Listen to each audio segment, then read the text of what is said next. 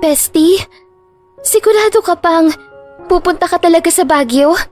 Gulat na tanong ni Maxine na makapasok ito sa kanyang opisina. Buo na ba desisyon mo? Tanging-tango lang ang naisagot ni Princess. Bestie, hindi ko naman sinabi sa iyo ang impormasyon ni Tomas para puntahan mo siya. Saad pa ni Maxine, tsaka umupo sa harap ng office desk niya. Huminga na malalim si Princess. Bakit mo sinabi? Kilala mo naman ako, di ba? Alam mo namang yun ang gagawin ko kapag nalaman ko kung nasaan siya. Napahila mo si Maxine sa muka bago muling nagsalita. Alam na ba ni Ninong na aalis? Please don't tell my dad, okay? Ako na ang magsasabi sa kanya. 1 week lang naman ako roon. I'll be back after. Sigurado ka na ba talaga? Magkape ka muna kaya. Baka nalilito ka lang. Saad ni Maxine na may pag-aalala. Maxine, buo na ang desisyon ko. Tugon ni Princess at tinuon ang atensyon sa computer sa harap at nagkunwaring mainaasikaso roon. Umiling naman si Maxine sa kanya habang hindi mapakali sa kinaupuan. Okay, pupunta ka sa Baguio. Tapos, pupunta ka kung saan siya nagtatrabaho? Ano naman sasabihin mo kapag nagkaharap kayo? Umayos ang pagkakaupo si Maxine bago magpatuloy. Hi, I'm Princess Celeste, your schoolmates back in college. Ako pala ang nagpapadala ng sulat sa'yo at paper flower. Bestie, please. Ayoko muna pag-usapan ng tungkol dyan. Puto ni Princess sa kaibigan. Huminga na malalim si Maxine. Bestie, I'm just worried about you. Ang tagal na kaya nun. It's almost a decade now. I'm pretty sure na hindi ka nakilala ni Tomas. Napapikit na mariin si Princess sa seryosong tinuon na tingin kay Maxine. Kahit ilang Pasko pa dumating, hindi ko siya makakalimutan. Hindi matahimik utak ko sa loob ng 10 taon. Dahil lang sa nagawa ko. I always dream about him. Kaya thank you. Dahil alam ko na ngayon kung nasaan siya. Do you still love him? Tanong ni Maxine. Natigalgal naman si Princess. What? Hindi na. Siyempre. I'm just proud of him dahil nakamit na niya ang pangarap niya maging doktor. Tinignan lang siya ni Maxine. Stop looking at me like that, bestie. Okay, fine. Alam mo naman kung bakit ko gagawin to, di ba? Napabuntong hininga na lang si Princess. Tumango si Maxine na tila may pinapahiwatig. I'm your childhood best friend. And I know every little things about you, Princess. Alam ko kung paano tumakbo utak mo. Lalo na yung puso mo. Ilang lalaki na ang nakaaway ko dahil lahat ng nagiging nobyo mo puro malaloko. Hay nako, sure ako na sa oras na magharap kayo ni Tomas. Boom! Fly high na muli ang lahat na sinasabi mo. Natawa naman ang bahagya si Princess. Ang gusto ko lang naman ay kumustahin siya. Siyempre, para na rin humingi ng tawad sa kanya. Yun lang talaga. I swear. Hay, paano kung nabigla siya? Hindi tumugbang ang iisip mo sa magiging reaction niya.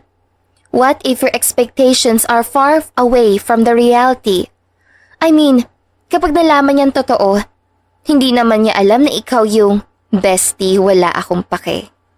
He has right to do that. It's clearly my fault why he stopped studying. So, be it. Saad ni Princess.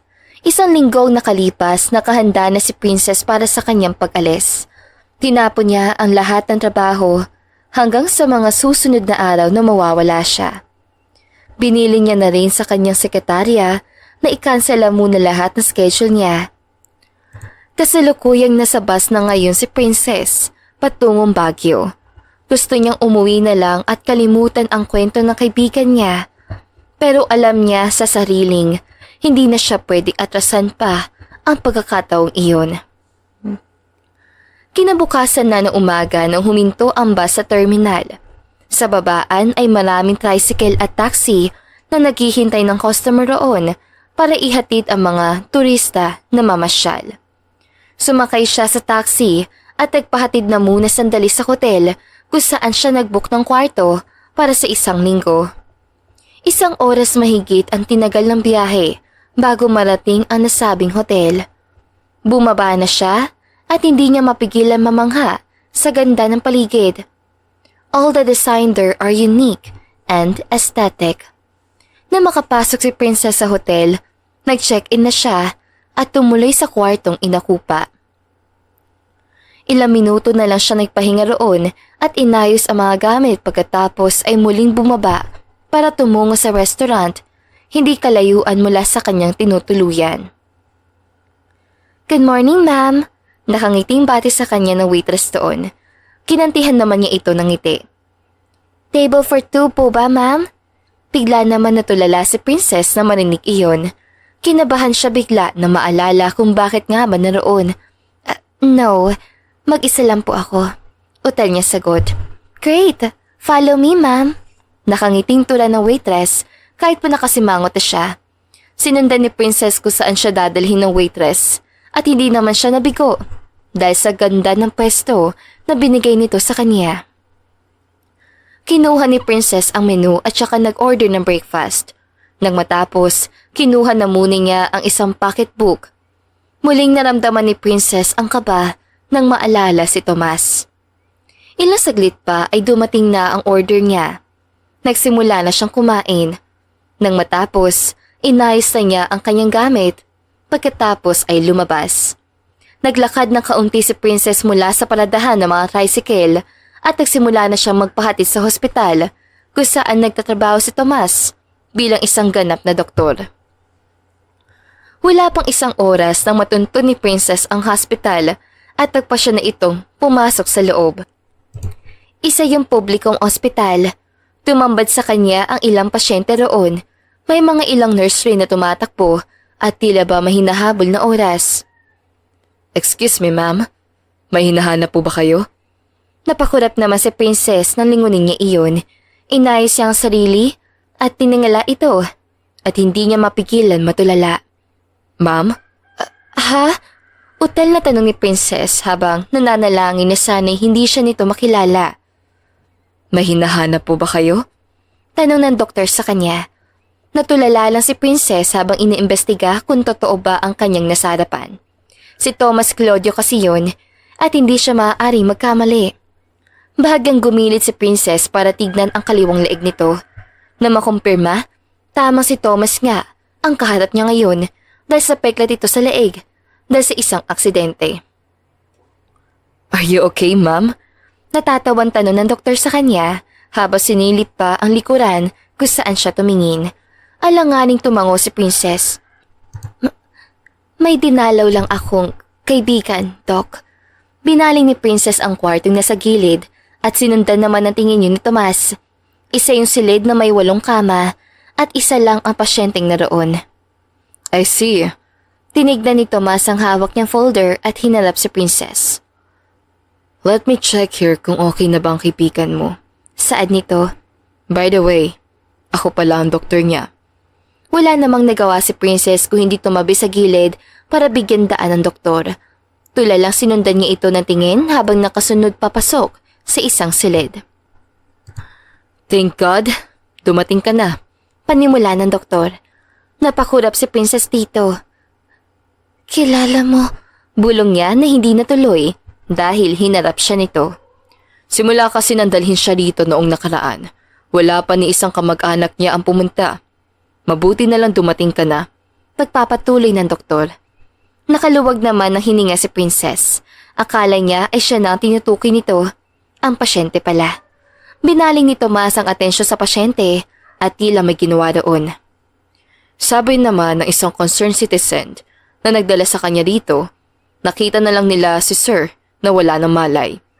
Sa kalagayan niya ngayon, mild stroke ang sanhi ng pagkawala ng malay niya. We checked his heart and found out na mahina na ito. Nilapitan ni Princess ang pasyenteng naroon at muling umatras.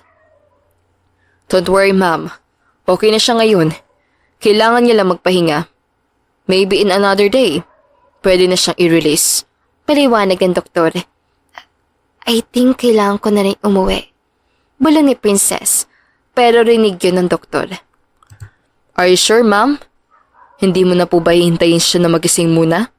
Nagtatakang tanong nito. Sigurado ako na matutuwa siya kapag nalaman niyang binisita mo siya. Yeah, I'm sure. I have a lot of things to do. Babalik na lang siguro ako. Baka bukas? Utyok ni Princess. Okay. Kailangan niyo din kasi makausap si Dr. De Vega tungkol sa kanyang kalagayan. Tanging-tango na lang ang naitugon ni Princess. Nagpatiuna na siyang lumabas at sinabayan naman siya ni Tomas sa paglalakad. Hindi mawari ang kaba na nararamdaman ni Princess dahil hindi siya makapaniwalang nakakausap niya ngayon si Tomas at nakikita. Thanks. Ngumiti lang si Tomas. Hindi na niya ito naringgan ng anumang komento dahil may tumawag na sa kanyang nurse. Nagpahatid na muna si Princess sa coffee shop. Nag-order siya roon ng brewed coffee at nagsimulang basahin ng pocketbook na may kanyang dala. She's still in silent hope na makita at malapitan niya muli ang doktor kahit pa imposible. Hindi mapigilan ni Princess ang matawa nang maalala niya na nagmukha siyang tanga sa harap nito na malayo sa kanyang katangian. Kilala kasi siya bilang istrikto na babae at determinado. Hindi siya humihingi ng kahit na anong tulong sa kung sino. Pero nag-iba ang pakiramdam niya ngayon para siyang batang paslit na naliligaw ng landas na kailangan pa magkaroon ng tiwala sa sarili. Napailing na lang si Princess sa naiisip. Tinignan niya ang oras ng sarelo at napansin niya na parami na ng parami ang tao na bumibili sa coffee shop. Ilang saglit pa, napakurap siya na may batang babae ang biglang umupo sa harapan niya. Malayo ka man, mahal, lagi mo tandaan. Hindi magbabago, pag-ibig ko'y sa'yo lamang.